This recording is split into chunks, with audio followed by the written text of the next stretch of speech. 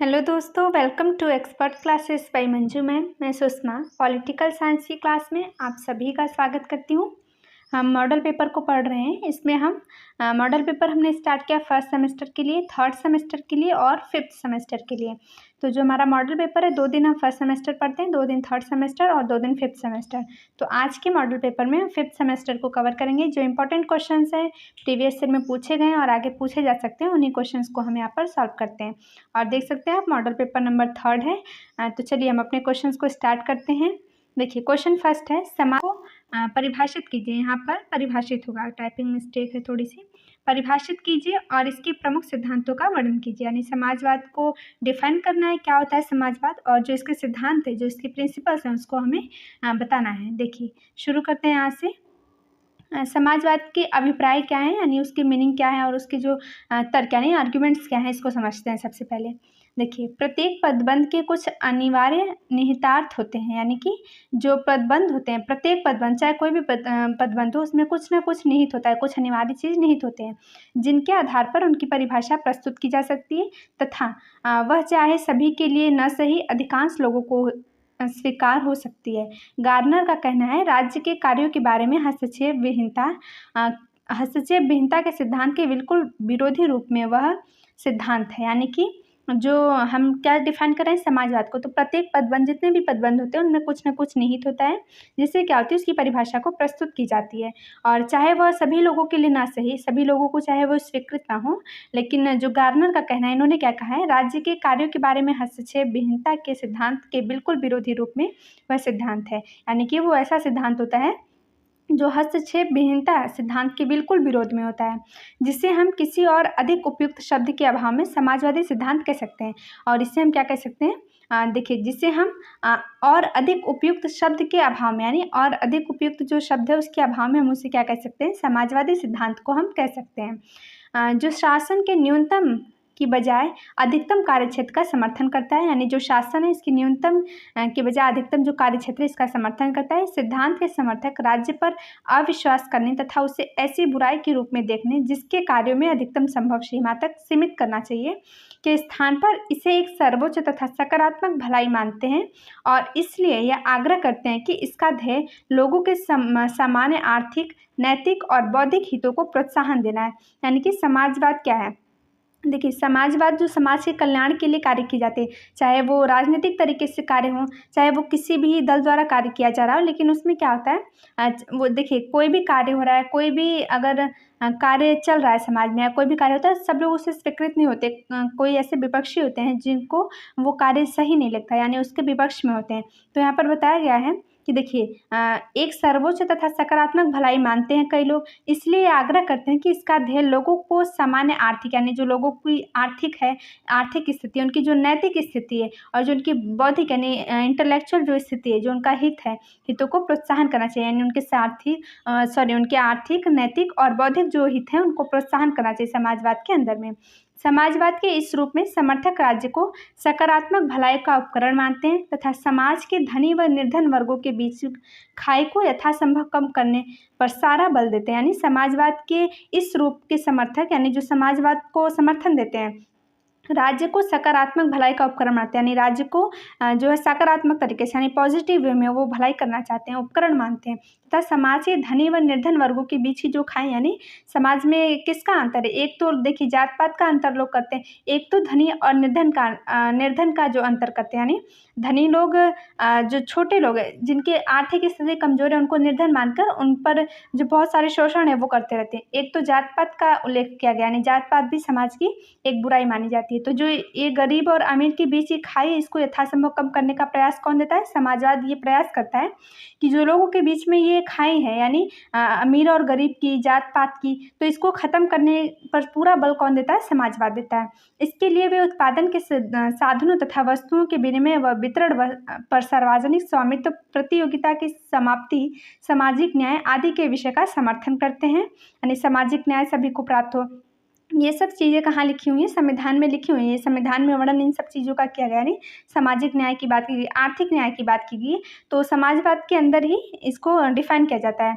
संपूर्ण विचार pro F जेसी हमेशा ई हरनाशा ई हमेशा के ई से प्रारंभ होने वाले 6 बिंदुओं में समाहित है। देखिए 6 बिंदुएं कौन कौन सी यहाँ पर हम समझते हैं। फर्स्ट है व्यक्ति की अपेक्षा समाज का उत्थान, यानी सबसे पहले उसका जो बिंदुएं इंपॉर्टेंट क्यों है, यानी समाजवाद के अंदर इन बिंदुओं को महत्वपूर्ण स्थान क्यों दिया गया, क्योंकि व्यक्ति की अपेक्षा समाज का उत्थान होना चाहिए। यानी अगर समाज का उत्थान किस प्रकार से होगा, देखिए exaltation of community above the individual, यानी कि exaltation of community above the individual, व्यक्ति की अपेक्षा समाज का उत्थान होना चाहिए। समाज का उत्थान यानी कि समाज को आगे की ओर अग्रसित करना, समाज की उन्नति करना। उत्थान से मतलब है कि समाज की उन्नति हो रही है। दूसरा है मानवीय दशाओं का समानीकरण, यानी कि ये देखिए मानवीय दशाएं जो हैं इक्वलाइजेशन ऑफ ह्यूमन कंडीशन, यानी इक्वलाइजेशन ऑफ ह्यूमन कंडीशन क्या है, मानवीय दशाओं का, जो मानव की दशाएं हैं, जो मानव का उनके रहन सहन जो जैसे हैं उसका क्या होना चाहिए, समानीकरण, यानी लोगों के बीच की समानता जो है, जैसे चाहे वो गरीब हो चाहे अमीर हो, उनकी जो मानवीय दशाएं हैं वो समान होनी चाहिए। पूंजीवाद का उन्मूलन, पूंजीवाद का उन्मूलन देखिए यहाँ पर दिया गया कि पूंजीवाद का जो उन्मूलन है, यानी एलिमिनेशन ऑफ कैपिटलिज्म, पूंजीवाद का उन्मूलन, उस पर जोर दिया गया है। देखिए भूमिपतिवाद सामंतवाद की समाप्ति, भूमिपतिवाद की जो समाप्ति है इसके बारे में, यानी जो भूमि है, जैसे कि भूमिपतिवाद यानी सामंतवाद की समाप्ति क्या है कि भूमि पर जैसे लोग कब्जा किए होते हैं, कहीं कहीं आप ऐसा हम देखने को भी मिलता है ना कि किसी के पास ज़मीन बहुत ज़्यादा होती है और किसी के पास इतनी ज़मीन नहीं होती कि वो अनाज उगाकर उसे खा सके। तो ऐसे निर्धन लोग के पास ये देखने को मिलेगा कि उनके पास ज़मीन नहीं होती कि वो अनाज उगा करके उतना अपना पेट भर सके। और जो अमीर लोग हैं वो क्या करते हैं, तो उनके पास ज़मीन बहुत सारी होंगी, तो ये जो लोगों के बीच की खाइयाँ हैं, जो असमानता है, इसको दूर करने का प्रयास करते हैं समाजवाद में। देखिए समाजवाद वह नीति अथवा सिद्धांत है जिसका लक्ष्य एक केंद्रीय प्रजातंत्र सत्ता की कार्यवाही से बेहतर वितरण की उपलब्धि तथा उसके अधीन वर्तमान की अपेक्षा पूंजी का बेहतर उत्पादन प्राप्त करना है। यानी समाजवाद कैसी नीति है, कैसी पॉलिसी, कैसे सिद्धांत है जिसका लक्ष्य क्या होता है कि केंद्रीय प्रजातांत्रिक सत्ता की कार्यवाही, यानी जो केंद्रीय प्रजातांत्रिक सत्ता है इसकी कार्यवाही से बेहतर वितरण की उपलब्धि तथा उसके अधीन वर्तमान की अपेक्षा पूंजी का बेहतर उत्पादन करना है। जो सत्ता की कार्यवाही इससे बेहतर क्या है कि वितरण यानी बांटने की जो उपलब्धियां हैं इसके अधीन वर्तमान की जो अपेक्षा है उसके वर्तमान में जितनी है उसकी अपेक्षा अधिक पूंजी का उत्पादन करना इसका लक्ष्य है। देखिए यदि हम इसके अनिवार्य तर्कों पर दृष्टि डालें तो समाजवाद के इस रूप का अर्थ अधिक स्पष्ट हो जाएगा। गार्नर के अनुसार ऐसे तर्क निम्नलिखित, यानी समाजवाद के अर्थ को अधिक स्पष्ट रूप कैसे दे सकते हैं। देखिए गार्नर के अनुसार कौन कौन से निम्न बिंदु हैं यहाँ देख सकते हैं।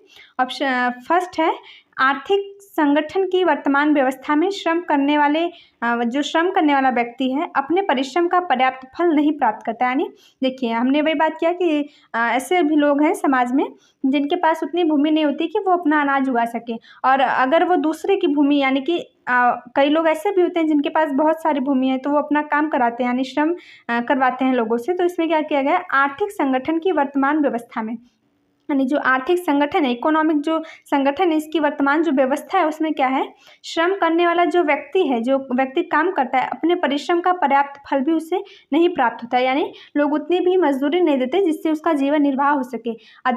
उसका अधिकांश भाग पूंजीपतियों को लाभ पहुँचाने अथवा उनकी सेवाओं के लिए भुगतान में चला जाता है। उनका अधिकांश जो भाग है, उनकी जो मेहनत है, उनकी जो अधिकांश भाग है वो किस में जाती है, पूंजीपति, जो पूंजीपति हैं उनको लाभ हो और उनको लाभ पहुँचाने में, यानी पूंजीपतियों को अधिक से अधिक लाभ होती है अथवा उनकी सेवाओं के लिए भुगतान में चला जाता है। जो श्रम के नियोजन का निर्देशन तथा निरीक्षण करते हैं अथवा यह सट्टेबाजी या बिचौलिए की जेब में चला जाता है, किंतु श्रमिकों को बहुत कम भाग मिलता है जो वास्तविक उत्पादक। यानी अगर देखिए कोई चीज़ का उत्पादन हो रहा है, यहाँ कोई ज़मीन है, अगर किसी चीज़ का उत्पादन हो रहा है तो उसमें क्या होता है कि मज़दूरों को उतना लाभ नहीं होता या उन्हें उतना लाभ नहीं मिलता, उन्हें उतना भाग नहीं मिलता जितना उन्होंने श्रम किया है, उतना भी जितना उन्होंने मेहनत की है, कार्य की है, उसका बहुत कम भाग ही उनके हिस्से में आता है। या तो वो पूंजीपतियों को लाभ हो जाता है, यानी पूंजीपतियों के पास जाता है उनको लाभ होता है, या फिर ये सट्टेबाजी अथवा बिचौलिए जो होते हैं उनकी जेब में चला जाता है और उनको क्या मिलता है, बहुत कम राशि मिलती है।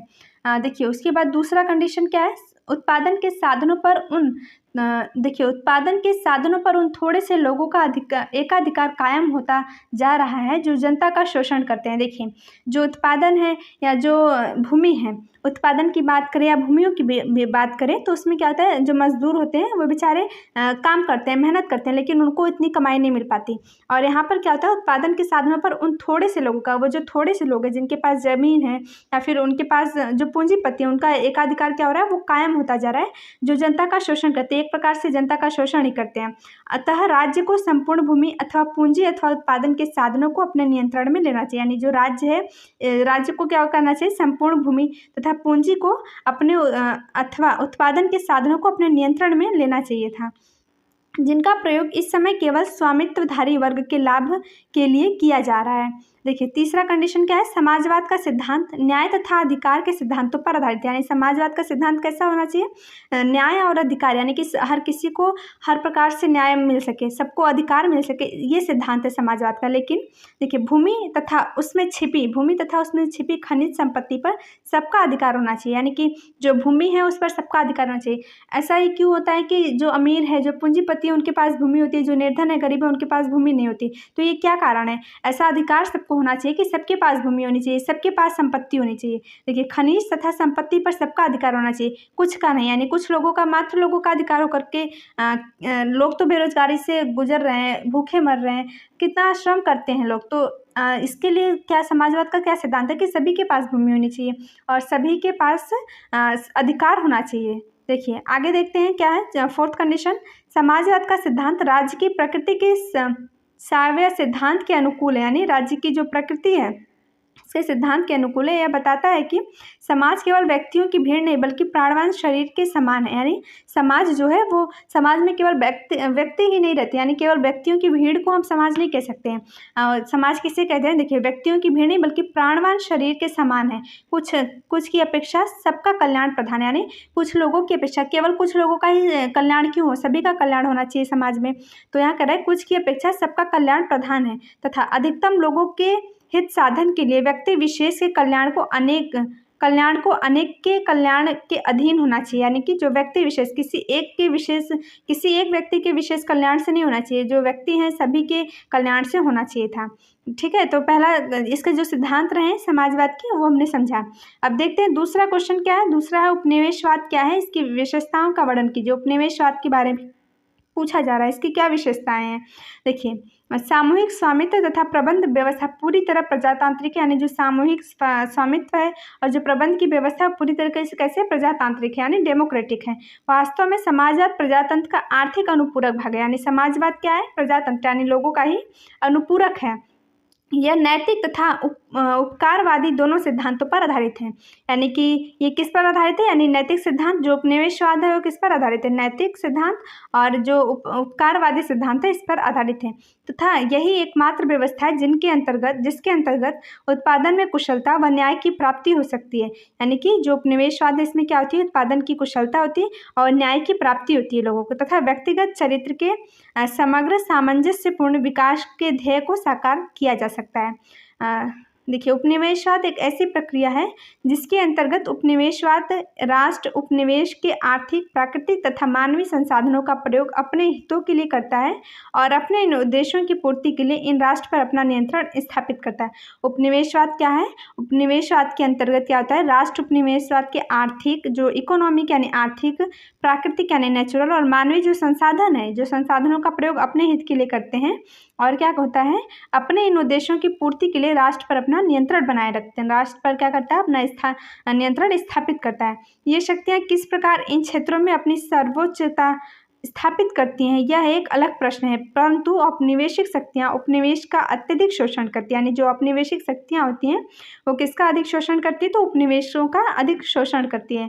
और यहाँ के लोग इस शोषण के मजबूर दर्शक मात्र बन रहे हैं। और यहाँ के लोग क्या हो रहे हैं, जो ये शोषण है इसके मजबूर दर्शक बन रहे हैं, दर्शक मात्र बन रहे हैं, बनकर रह जाते हैं। उपनिवेशवाद की एक अन्य परिभाषा जो एक लंबे समय से मान्य है, जेपी हॉब्सन ने दी। यानी उपनिवेशवाद की जो परिभाषा है लंबे समय तक मान्य है, इसको किसने दिया है? जेपी हॉब्सन ने दिया है। क्या कहा है इन्होंने? और उन्होंने ये परिभाषा अपनी पुस्तक, इनकी पुस्तक कौन सी है यहाँ पर देख लीजिए, इम्पीरियलिज्म अ स्टडी, यानी इस पुस्तक में इन्होंने दिया हुआ है परिभाषा। कौन सी पुस्तक है? इम्पीरियलिज्म एक स्टडी में दी है। जैसा कि ऊपर उल्लेख किया गया है कि अफ्रीका में उपनिवेशवाद के 4 अलग रूप है, जैसे कंपनी हो गया, प्रत्यक्ष हो गया, अप्रत्यक्ष तथा उपनिवेशवाद के प्रकार के आधार पर शासन के स्वरूप में कुछ भिन्नता थी। देखिए इसकी विशेषताएं क्या है उपनिवेशवाद की? कैरेक्टरिस्टिक्स ऑफ कोलोनिज्म क्या है, यानी जो उपनिवेशवाद है इसकी विशेषता के बारे में समझते हैं। यहाँ देख सकते हैं औपनिवेशिक शक्तियों की राजनीतिक व्यवस्थाएं अलोकतांत्रिक थी। यानी जो औपनिवेशिक शक्तियाँ, इसकी राजनीतिक व्यवस्थाएं कैसी थी? अलोकतांत्रिक थी। उपनिवेशवादी शासन के स्वरूप की भिन्नता अर्थहीन थी, क्योंकि सभी औपनिवेशिक शक्तियाँ अलोकतांत्रिक थी। यानी जो औपनिवेशिक शासन है इसके जो स्वरूप थी कैसे थी? अर्थहीन थी। क्यों? क्योंकि सभी जो औपनिवेशिक व्यवस्थाएं हैं वो अलोकतांत्रिक थी, और जबकि लोकतांत्रिकता की प्रधानता है। औपनिवेशिक सरकारें लोगों की सहभागिता को स्वीकार नहीं करती थी। जो औपनिवेशिक सरकार थी वो क्या करती थी? लोगों की सहभागिता, लोगों की सहभागिता हो जाएगी तो वहाँ लोकतांत्रिक हो जाएगा, इसको स्वीकार नहीं करती थी। कौन?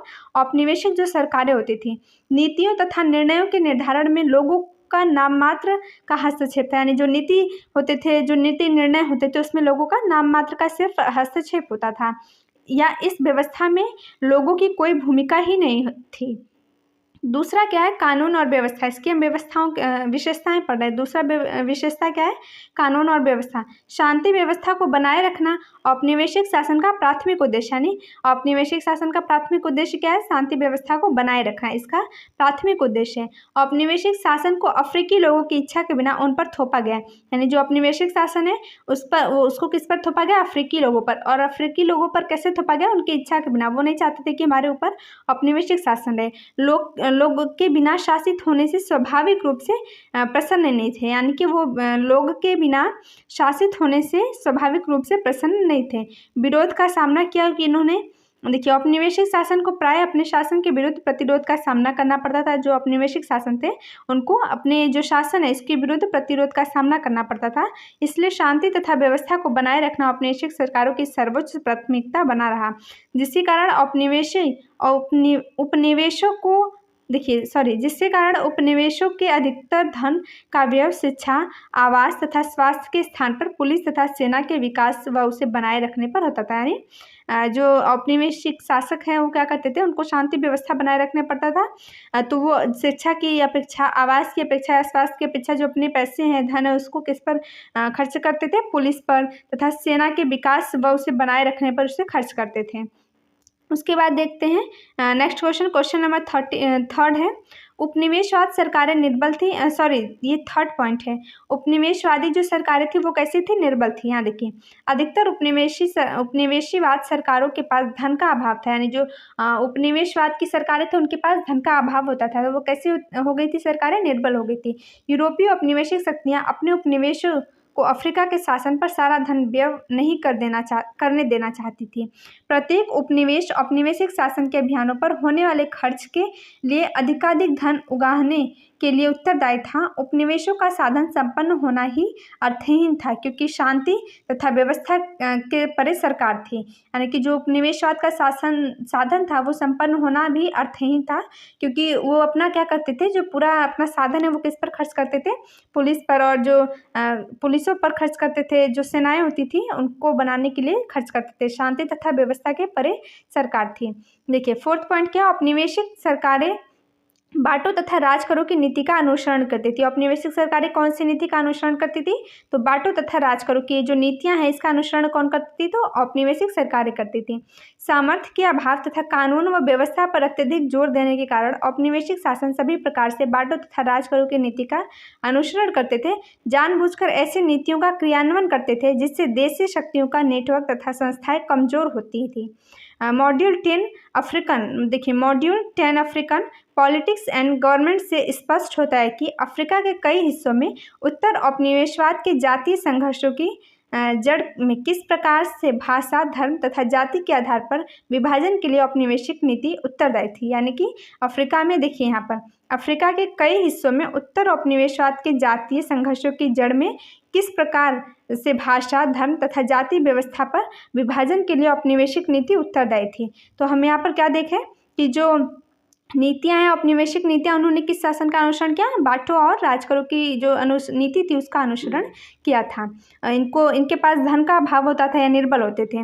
उसके बाद देखिए नेक्स्ट क्वेश्चन 2 है, ये क्वेश्चन नंबर 3 है। भी उपनिवेशवाद क्या है? यहाँ पर 2 लिखा गया है, लेकिन ये क्वेश्चन नंबर कौन सा है? यहाँ 3 कर लेते हैं, 3 क्वेश्चन से। 1 मिनट, चलिए क्वेश्चन नंबर हमारा 3 है, ये क्वेश्चन नंबर 3 है, ठीक है। देखिए वी उपनिवेशवाद को हमें समझाना है। वी उपनिवेशवाद क्या होता है ना, डी कोलोनाइजेशन क्या होता है? देखिए वी उपनिवेशवाद किसी उपनिवेश को समाप्त करने के संबंध में प्रयुक्त शब्द है। यानी वी जो उपनिवेशीकरण है, ये क्या है? किसी उपनिवेश को समाप्त करने के संबंध में प्रयुक्त शब्द है, जहाँ एक राष्ट्र का निर्माण होता है जो स्वतंत्र और संप्रभु राष्ट्र के रूप में स्थापित होता है। यानी यहाँ क्या होता है? एक राष्ट्र का निर्माण होता है जो क्या होता है? स्वतंत्र और संप्रभु राष्ट्र के रूप में स्थापित होता है। यानी स्वतंत्र होता है और संप्रभु, स्वतंत्र यानी वो उसके पास आज़ादी, और संप्रभु वो अपने जो डिसीजन है वो स्वयं ले सकता है। द्वितीय विश्व युद्ध के प्रारंभिक वर्षों में जो द्वितीय विश्व युद्ध प्रारंभ हुआ, प्रारंभ में श्रमिक संघों एवं नेताओं ने युद्ध का विरोध किया। यानी जो द्वितीय विश्व युद्ध हुआ था 1939 से 1945 तक, तो इस टाइम पर क्या हुआ? प्रारंभ में श्रमिक जो थे, श्रमिक संघों एवं नेताओं ने युद्ध का विरोध किया था। किंतु 1941 के रूस के मित्र राष्ट्रों की ओर से युद्ध में सम्मानित हो जाने के उपरांत उनका रुख परिवर्तित हो गया था तथा साम्यवादियों ने इसे लोगों का युद्ध कहकर इसका समर्थन प्रारंभ कर दिया, और साम्यवादियों ने भारत छोड़ो आंदोलन से भी स्वयं को पृथक कर लिया तथा शांतिपूर्ण औद्योगिक नीति की वकालत प्रारंभ कर दी। 1945 में मुंबई और कोलकाता के बंदरगाह मजदूरों ने इंडोनेशिया भेजे जाने वाली रसद को जहाज़ों पर लादने से इनकार कर दिया। यानी लोगों ने क्या किया, जब सेकेंड वर्ल्ड वॉर चल रहा था, देखिए 1945 में क्या हुआ, मुंबई और कोलकाता के जो बंदरगाह थे, यानी जो डॉकयार्ड थे, यहाँ पर मजदूरों ने इंडोनेशिया भेजे जाने वाली जो रसद थी उसको जहाज़ों पर लादने से इनकार कर दिया। 1946 में शाही नौसेना में विद्रोह होने पर मजदूरों ने इसका समर्थन में विरोध एवं हड़तालें की थी। औपनिवेशिक शासन के अंतिम वर्ष में, देखिए औपनिवेशिक शासन के अंतिम वर्ष भी मजदूरों ने पोस्ट रेलवे एवं अन्य प्रतिष्ठानों में आयोजित हड़ताल में भागीदारी निभाई। यानी मजदूरें जो हड़ताल करते थे उसमें उनकी भागीदारी होती थी। द्वितीय विश्व युद्ध के पश्चात यूरोपीय साम्राज्यवाद के विध्वंस की गति को तेज करने में कई कारणों ने मदद की। वस्तुतः विश्व युद्ध के पश्चात तमाम नवोदित राष्ट्र अस्तित्व में आते गए।